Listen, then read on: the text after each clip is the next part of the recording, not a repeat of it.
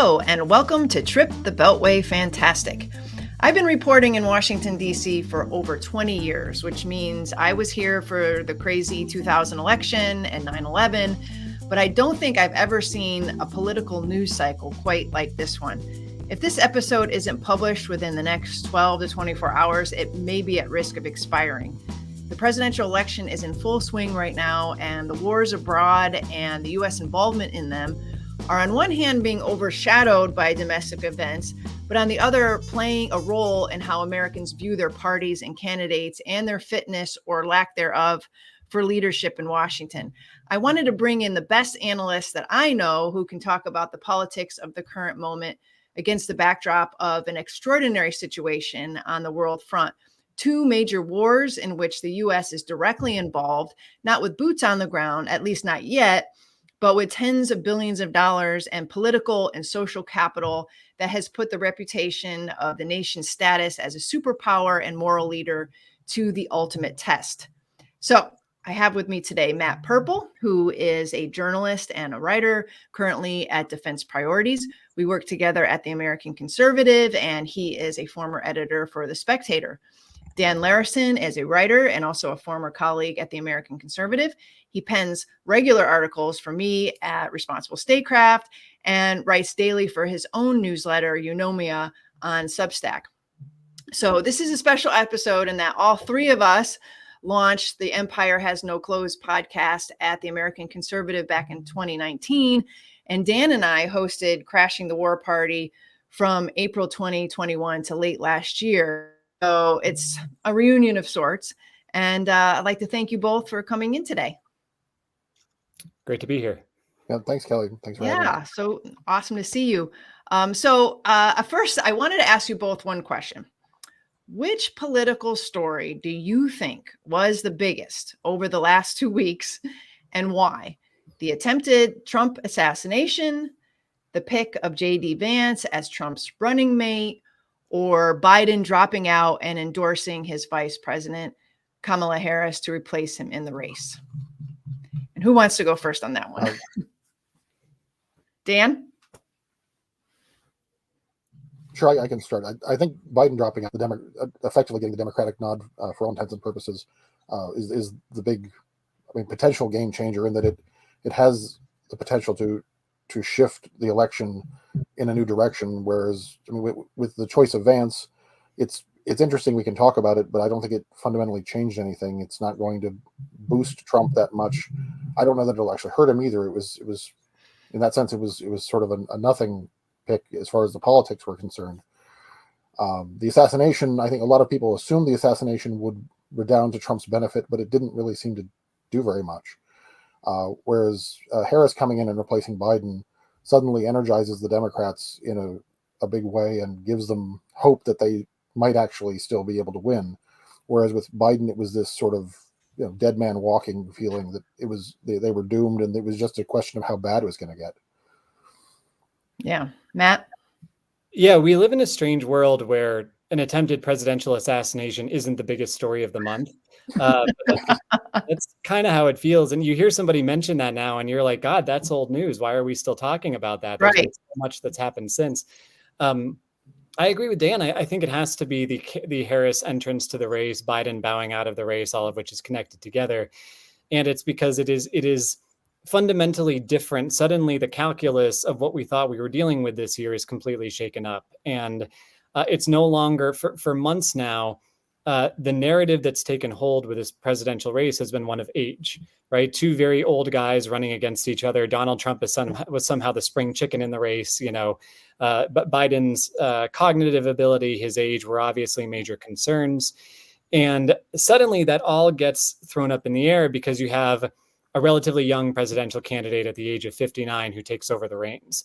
And I think the problem for the Republicans is that they're going to have to alter their playbook. They can't keep running against Biden's infirmity, which was their big talking point. That's no longer that's no longer true, and it comes at a very inconvenient time for them after the Republican National Convention. But I think it's also it's going to have a major impact with voters as well, because people tend to view political races in terms of narratives. And again, age was the big narrative here. And the fact that you have somebody who now does not have that as baggage, and who can even turn to the other candidate and say, well, you're the old guy in the race now. It changes a lot. And, the Trump campaign is going to have to try to change that framing, and we'll see if they're able to do it. Yeah, you make a really good point, both of you, about the narrative.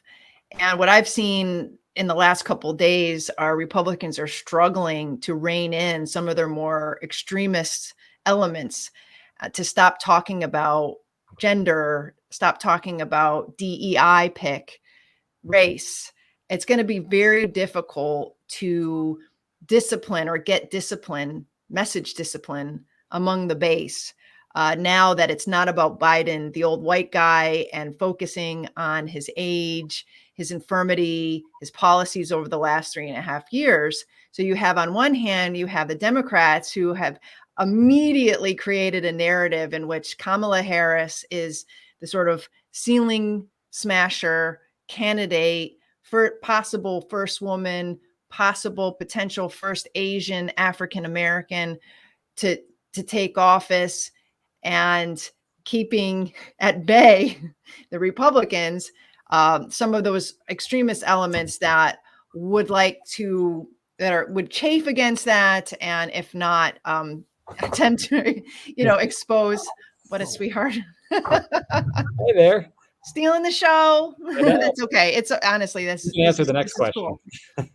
But anyway, so yeah, I agree that the Republicans seem to be struggling a little bit of how they're going to frame Kamala away from gender and race, and focus mostly on her record, which isn't that good when you think about it. But let's talk a little bit about foreign policy.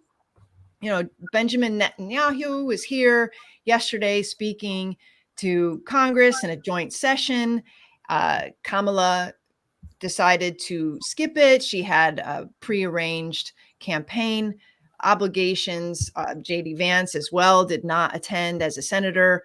And Netanyahu is meeting with both Kamala and Donald Trump today. We'll see, what the readouts of those two meetings are. But maybe I'll ask you first. What did you think? And I don't know how closely you watched this speech yesterday, but what did you think of Netanyahu's visit, his speech to Congress, and how, I guess more broadly, the issue of Israel-Gaza is going to play in the 2024 elections? Well, so I'll start, and I thought it was a disgrace that the congressional leadership invited him in the first place. Here you have a leader who is credibly accused of serious war crimes, who's probably going to be facing an arrest warrant from the International Criminal Court very soon, coming and speaking to a rapturous audience in Congress, and it makes the U.S. look horrible because of the support that we've been providing to him. It reminds everyone of how much support the U.S. has provided for this war. And it gives him this platform that he can use to promote his propaganda, to try to sell his version of what's been happening. And I wrote about this just this morning. The speech, I didn't actually watch that much of the speech. I read a transcript later. And the speech was just full of falsehoods and lies. It was really egregious. And I don't think that was picked up in a lot of the mainstream coverage here in the States. No. So it was really an awful spectacle, and it gave him this platform that he doesn't deserve to have, and it was shameful that he was even there. I thought it was interesting that Congresswoman Tlaib did actually attend the speech when many of her colleagues chose to boycott it, and she was holding up that sign saying "war criminal guilty of genocide," and I think that's and that's exactly right, and that's why he shouldn't have been there, and it was just an awful spectacle. Matt? Yeah, I know some people who are having a debate as to whether it was more appalling or banal. And I tend to put myself in the banal category, I think, because it was the same kind of Mad Lib speech that Netanyahu has been giving for a very, very long time. Right.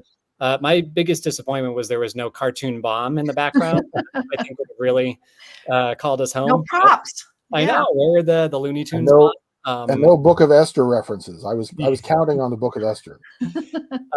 He had a couple good zingers. I'll give him that much. The gays for Gaza, comparing that to chickens for KFC. I mean, I thought that was Yeah. pretty line.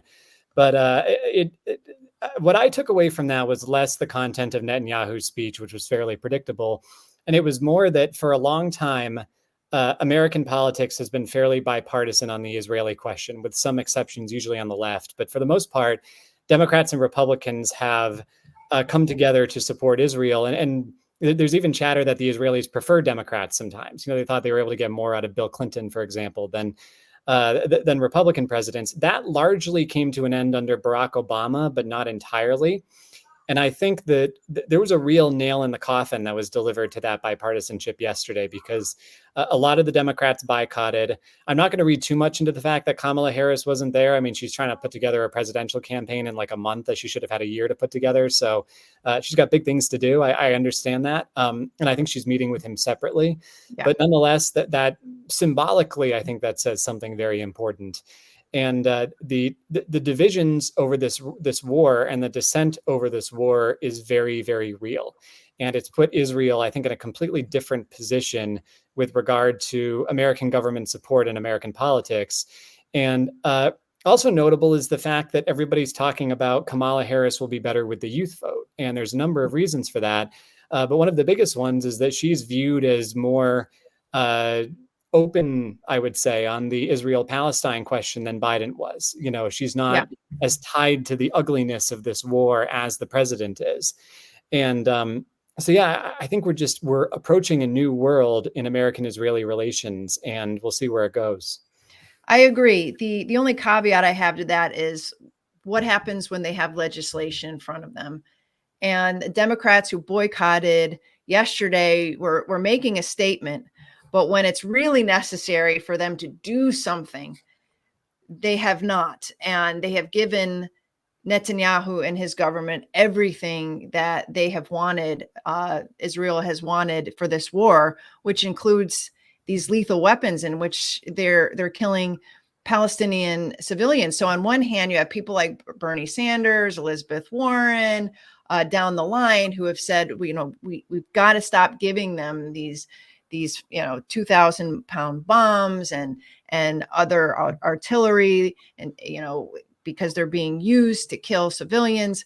But there hasn't been a real wave of Democratic support to actually stop any of this from happening. And I agree with you, Matt. There has been a political shift on this issue. And Netanyahu was talking to Republicans yesterday in that speech. But there were a lot of Democrats who were still in the room. There was maybe 50% of the Democrats decided to boycott. What I see is most important is if they actually get out of the handcuffs and restrictions that AIPAC has on these members of Congress and actually do something to end this war, or at least end our support for the war, because that's the leverage we have is the $3.8 billion that we're sending them every year and the weapons. And that has flowed pretty smoothly over the last eight months. So I agree. There is some glimmer of hope. And Dan, you wrote about this for Responsible Statecraft, that at least Kamala has been talking about the human carnage on the ground in Gaza. And Biden has never really put it in those human terms when talking about this. He's always been so careful to talk about the heinous acts of Hamas, and blames Hamas for not wanting to get a ceasefire passed. But he hasn't really talked about the humanitarian crisis there. And I guess that is probably where Kamala can distinguish herself. And it's more than just having a busy campaign schedule. I really think that she needs to firm up her support in Michigan, where we saw so many had voted or written in non-committed during the primaries because of the backlash against Biden. That heavy, progressive, pro-Palestinian, anti-Gaza war constituency needs them badly. And I feel like that's the focus, was probably the focus of her not making a public appearance with Netanyahu. Right. And I think it was necessary for her to be seen as not embracing him or not treating everything as business as usual. There needed to be some distance put between them for the sake of her political fortunes. And I think that while there is a glimmer of hope, and a lot of people who have been very critical of Biden are trying to be hopeful about Harris, depending on who she chooses for her vice presidential pick, which I was going to ask you about. She could end up squandering that very quickly. David Cleon actually wrote a really good piece for the New Republic this week, detailing the problems with Pennsylvania Governor Josh Shapiro, specifically as it relates to his attitudes towards anti-war protesters and his general approach to Israel-Palestine overall. There are other critiques that he has of Shapiro's record on other issues, domestic issues that don't concern us here. But he thought that Cleon made the case that Shapiro's pick, if Harris were to pick him, would really deflate the party and would take away a lot of the energy that has been coming in after she became the de facto nominee. And I think that's probably right. So I think there's going to be an argument for picking him because of the electoral importance of Pennsylvania, but it could end up really undercutting them in a lot of other places, including Michigan, by making it seem like there's going to be zero change on the front with the war in Gaza.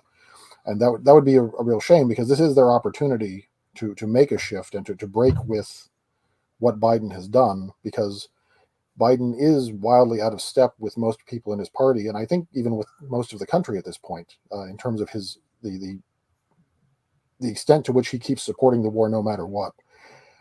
That's something that I think has to change if they're going to have any chance of competing in a lot of these very close states. They can't demoralize their people any further than they already have, and so there is a danger that they might end up doing that.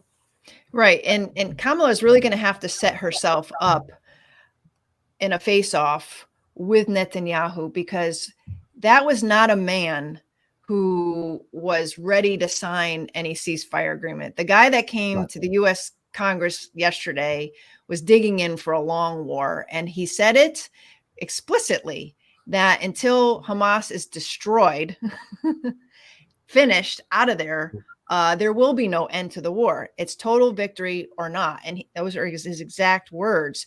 And so she's going to have to either really pose as a counter to that narrative, or get sucked into his orbit like Biden did. And so it's going to be difficult to see if she has the fortitude, because a lot of those top donors that came over from Biden are very pro-Israel.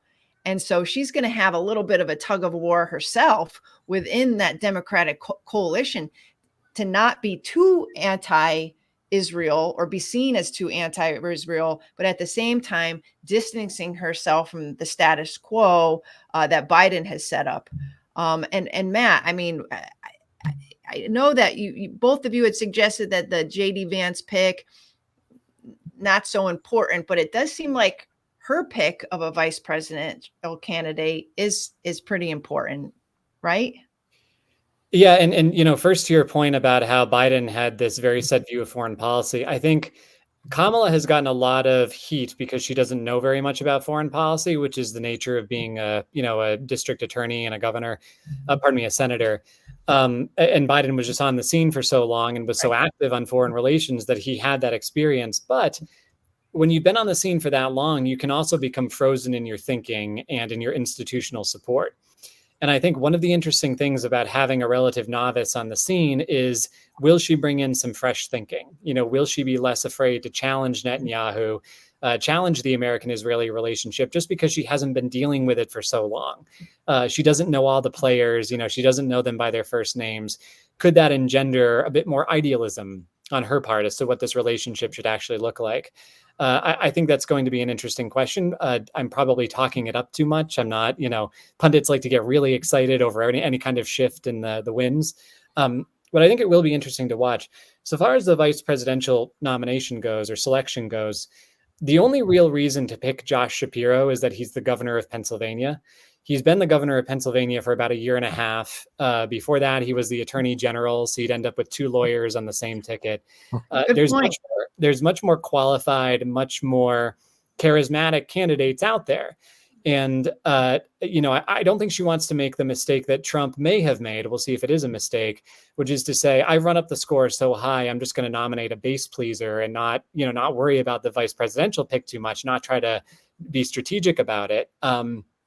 She will need to be strategic in terms of the electoral map. But, she can probably, I think Democrats are feeling more confident right now about their chances.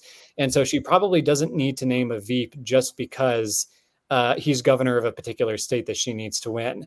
And there also is, as Dan was saying, let's not forget this guy compared Gaza protesters to the Ku Klux Klan. Yep. This is rhetorically about the most extreme, about the most extreme rhetoric that we've seen coming out of the Democratic Party. And I think that, you end up locking down Pennsylvania, maybe. You could alienate that youth vote, which can be very fleeting and which she seems like she's eager to court. I don't know. We'd have to see. But certainly, I'm not sure that outside of that electoral map placement that Josh Shapiro really has anything going for him. I'm not ignoring you. I'm actually was trying to find something on my phone that was apropos of this conversation. As you know, or you've probably seen on social media, there were some pretty fierce protesting going on outside of Netanyahu's speech, particularly at Union Station, which is right off of Capitol Hill. And the images coming in from there were not good. The optics were terrible. They were spray painting all the statues and the Liberty Bell that's on the property. They took down the American flags, put up Palestinian flags, burned the American flags, burned Netanyahu in effigy. And even conservative restrainers, like people in my orbit who are very critical of Israel, were saying, I can't get on board with this. This is too radical. This isn't, and they already put up the split screen with Trump on one hand with blood flying from his face and his raising a fist in front of the American flag, and the other side, a bunch of kids in Palestinian gear burning the American flag. It doesn't look good.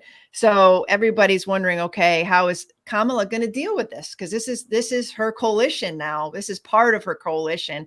And she put out a statement today basically saying that she condemns any individuals associating with the brutal terrorist organization Hamas. She condemns the burning of the American flag, never should be desecrated in that way. I support the right to peacefully protest, but let's be clear, anti-Semitism, hate, and violence of any kind have no place in our nation. I feel like she really had to put out a statement like that, particularly that she's going to visit Netanyahu, but she saw that the narrative was getting away from her, because now all of a sudden people are saying, oh, these aren't just kids protesting. These are pro-Hamas radicals.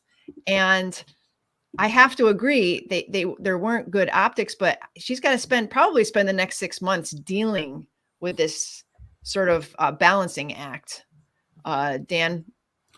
Well, sure. I mean, I guess there's always going to be a balancing act, especially when you're running for president. She's not going. You're not going to run for president of the United States and be a cheerleader for flag burning. That's not going to work out well for you, probably. But the thing to bear in mind, and which will, of course, Trump will seize on this to try to exploit the issue, is that people like that are not representative of most anti-war protesters. They're not representative of most people that sympathize with the Palestinians.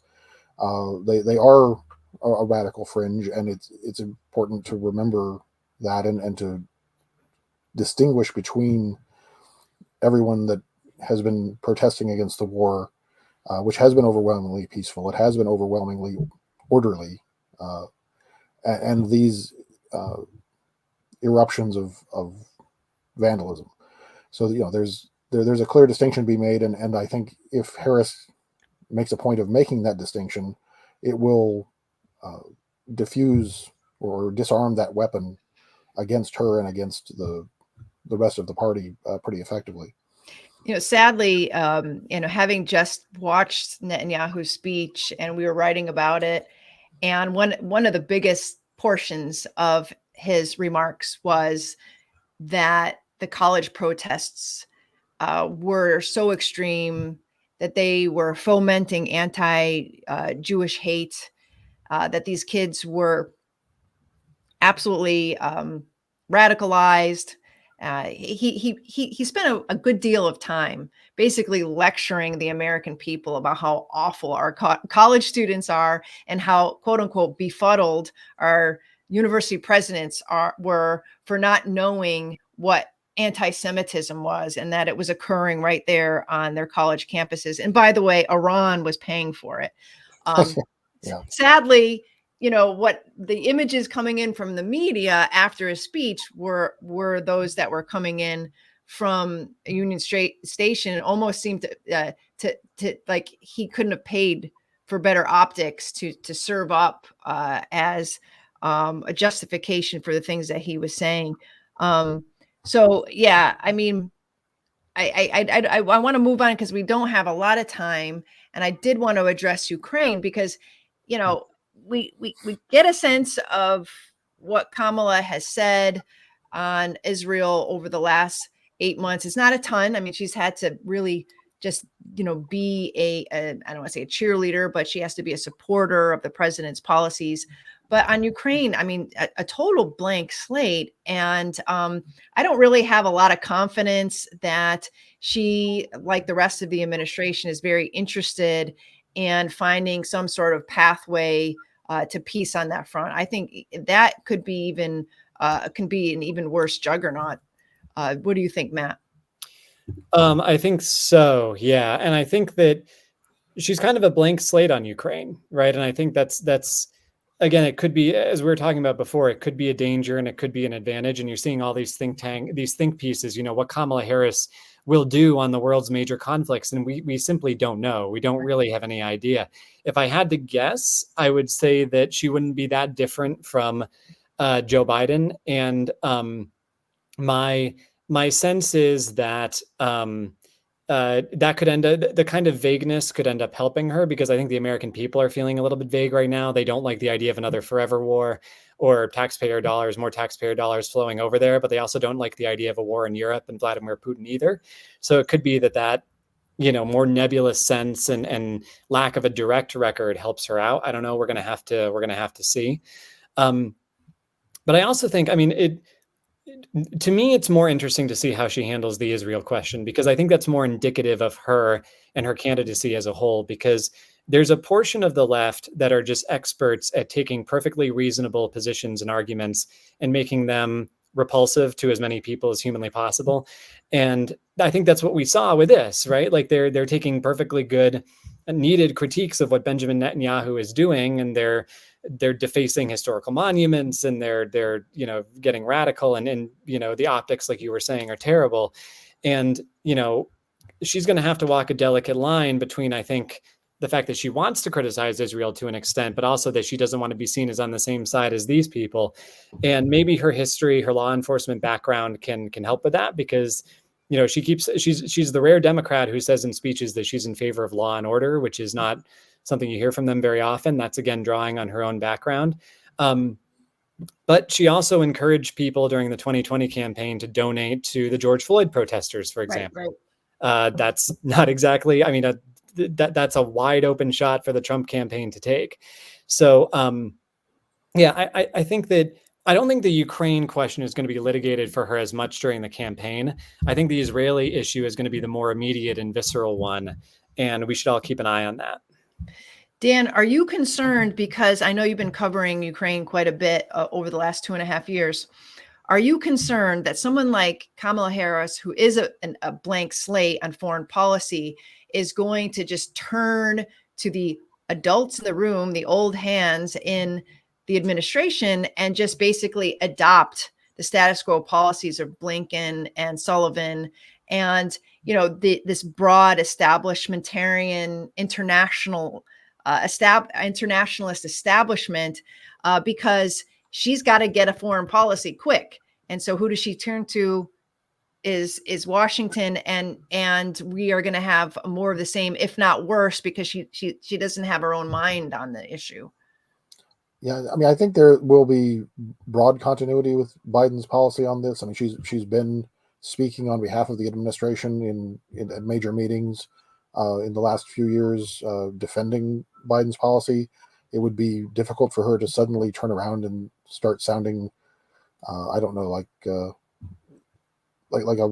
staunch critic of that same policy. I think she has the opportunity, if she does win, to modify things somewhat, and I think part of that will start with her choices of personnel in those top positions. Her current national security advisor is Philip Gordon. I talked about him a little bit in my column this week.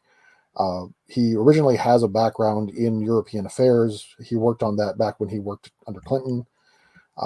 I would imagine, I don't know his views on Europe that well compared to his views on the Middle East, but I would imagine that he has fairly conventional Atlanticist views. Yeah. You don't rise to that level in the foreign policy establishment if you don't. So I wouldn't expect this guy to be encouraging her towards some sort of radical break with what we've been seeing.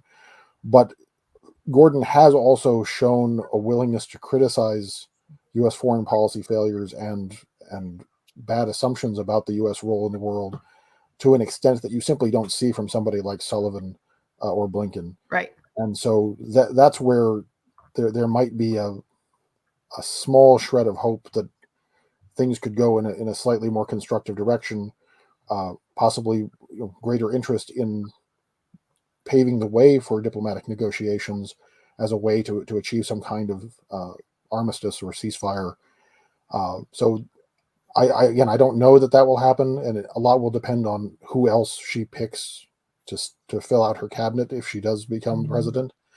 But there's that little bit of openness to change that I see with Gordon that could be a positive development. Yeah. But again, it's still going to be within the confines of a generally liberal internationalist worldview.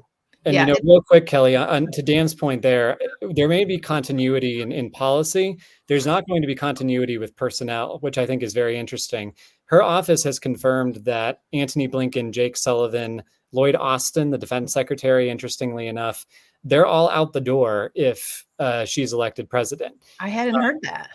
Yeah, she's at least going to wipe that slate clean.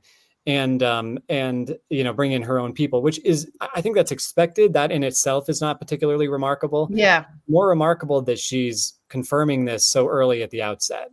Yeah, she really wants to make that break from the Biden administration. It almost seems to be confirming a split. Yeah. And so we'll see where that goes. Yeah. I remember how disappointed I was after Barack Obama won in his first term. And, the hope and change honeymoon period was still on. And, he was like Kamala today. He really needed to depend on old hands who are already existing in their networks here in DC to start populating his new administration. So he had quickly turned to Clinton era State Department officials, national security, and it was very disappointing. And I think a lot of it was convenience and being so new to town. The same thing happened to Trump. When you think about it, he was supposed to come in and clean up the swamp. And then he ended up putting his son-in-law in charge of the transition. And his son-in-law had absolutely no experience in Washington. And so they basically turned to old hands who proceeded to populate the Trump administration with a bunch of blobbies, hawks, neocons, whatever. And so, I mean, we have to set our expectations. And she can't start measuring the drapes yet. I mean, Trump is still beating her in polls that we've seen over the last couple of days, not by a lot, but this is a very competitive election. And we could do a whole other show on what we think about what a Trump 2 foreign policy might look like. So I hope you guys will come back on the show, because then we can concentrate on that perspective reality next time. Sure. Would love to. Yep. Okay, thanks, guys. I really enjoyed talking with you again. Take care. Thanks, Kelly. Guys.